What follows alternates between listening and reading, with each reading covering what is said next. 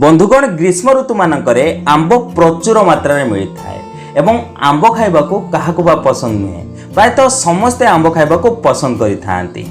एबे चलिथिबा एही रजर समय रे निज घरे रही आपण निहाती आंब पणस मिठा एवं पिठार सेवन निहाती करिथिबे। भावन्तु सीजन अनुसार मिलुथुबा जो फल जहाको आपण खाइबा को पसंद करंती ताहा जदि आपणकर किछि बहुत भल काम रे आसी पारे तेबे आउ कोन आवश्यक। सेथिपय बंधुगण आजिर वीडियो रे मु आपनकु एमिति एक टिप्स देबी जदि आपण सही उपाय रे आंबर सेवन करिवे तेबे आपण निहाती आपनको वेट लॉस करि परिबे।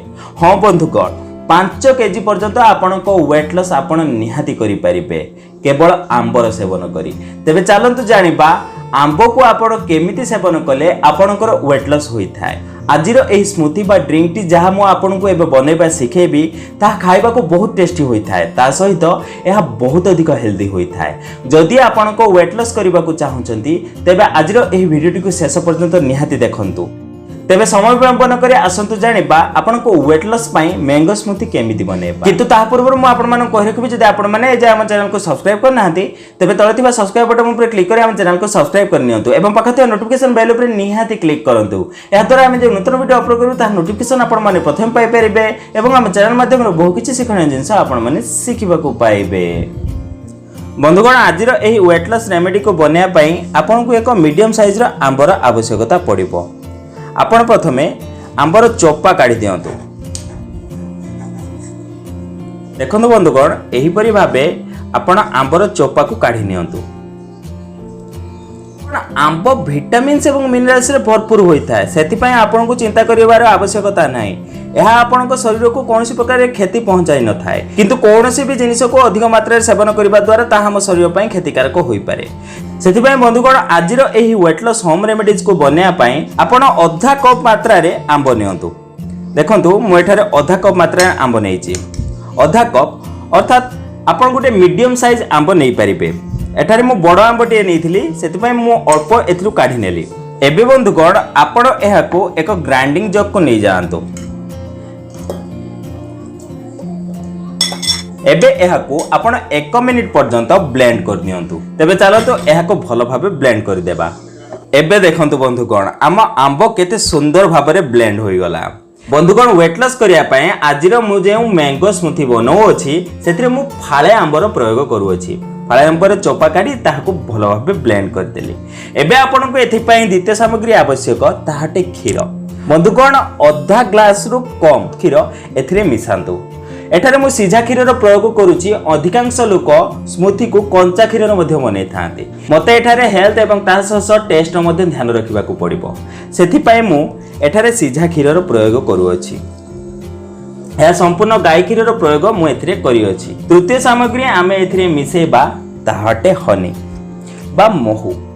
बंधुगण महू मध्य आपनको वेट लॉस करिया पय बहुत अधिक लाभदायक होइथाय। ता छडा आजिर एही स्मूथी को आहुरी टेस्टी बनै दिए। 1 चमच हनी रो आपण एथिरे निहाती प्रयोग करंतु।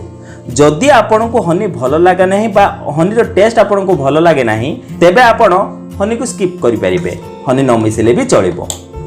एबे बंधुगण आपण याको पुणी थरे 1 रु 2 मिनिट पर्यंत भलो भाबे ब्लेंडिंग कर नियंतु। तेबे चलंतु याको ब्लेंडिंग करि नबा। एबे देखंतु बंधुगण एबे हमर मैंगो स्मूथी संपूर्ण भाबे प्रस्तुत जहां आपनको वेट लॉस करबा सहित एहा आपनको इम्यूनिटी को मध्यम बूस्ट करिथाय। बंधुगण एथिरे अनेक प्रकार विटामिन एवं मिनरल्स मिलता जहां आपनको इम्यूनिटी को मध्यम बूस्ट करिया पय बहुत अधिक लाभदायक अटे। मैंगो स्मूथी आपनको वेट लॉस करबा सह अनेक प्रकार आपनको शरीर रोग मध्यम दूर करिथाय। तेबे आपण एहाको एक ग्लास को ढाली नियंतु। वाओ एबे देखंतु हमर सुपर टेस्टी मैंगो स्मूथी प्रस्तुत। एबे आपण यहा ऊपर चॉप्ड आलमंड को गार्निश करि परिबे बा जे कोनसी भी ड्राई फ्रूट आपनको पाखरे अछि ताहाको आपण एथिरे गार्निश करि परिबे। देखंतु एबे हमर मैंगो स्मूथी केमिति भाबे देखा जाउची बहुत सुंदर देखा जाउची ना। आपण एही परि भाबे मैंगो स्मूथी बनै आपनको वेट लॉस करिया पय निहाती ट्राई करि परिबे। केवल 15 दिन भितर आपनको फरक देखिबा को मिलिबो। जदि आपण एमिति भाबे अल्प मात्रा रे आंबर सेवन करिवे तेबे देखिबे आपण 5 केजी पर्यंत वेट लॉस करि ता सहित आंबर मिलुवा विभिन्न प्रकार विटामिन्स मिनरल्स एंटीऑक्सीडेंट गुण आपनको इम्यूनिटी को बूस्ट करिया पय मध्ये बहुत अधिक लाभदायक होइथाय। बंधुगण आज समय आपनको इम्यूनिटी को ठीक रखिबा निहाती आवश्यक। तेबे सेति पय आज एही घरे होम रेमेडी को मु जहा आपनको बनेबा सिखेली ताहाको निहाती ट्राई करंतु। बंधुगण एठारे ध्यान रखंतु जदि आपण गोटे मीडियम साइज आंबर प्रतिदिन सेवन करिवे तेबे ताहा आपनको हेल्थ पय बहुत अधिक लाभदायक अटे।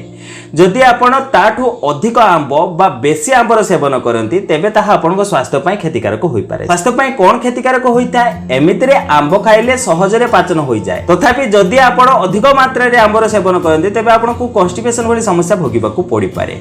एबे जानि नियंतु केउ माने एहाकू खाइ परिबे नाही। जे माने क्रोनिक फीवर दे गति करूछंती से माने एहर सेवन करिबा कथा नुह। डायबिटीज पेशेंट माने अल्प मात्रा रे एहर सेवन करिबा कथा। जदि डायबिटीज पेशेंट एहाको बने खाते तेबे आपण एथिरे मोहर प्रयोग बिल्कुल भी करंतु नाही। तृतीय रे जदि आपणकर इंडाइजेशन भली समस्या अछि जदि आपण किछि खाद्य पदार्थ शीघ्र हजम करि पारंती नाही तेबे आपण एहर सेवन करंतु नाही। चतुर्थ रे जदि आपण बहुत अधिक ब्लोटिंग होथाय तेबे आपण एहर सेवन करंतु नाही। तेबे बंधुगण आज टेस्टी मैंगो स्मूथी को बने आपण निजर वेट लॉस करंतु एवं आपन कोन रिजल्ट मिलला मते कमेंट करि निहाती जणांतु। जदि आज ई वीडियोटी आपनको टिके भल लागे तेबे गोटे लाइक करंतु एवं एमिति प्रकार वीडियो देखै पे हम चैनल को सब्सक्राइब करंतु। तेबे बंधुगण आज पई एतिकी पुणी देखा एक नूतन सुंदर अध्याय सह धन्यवाद।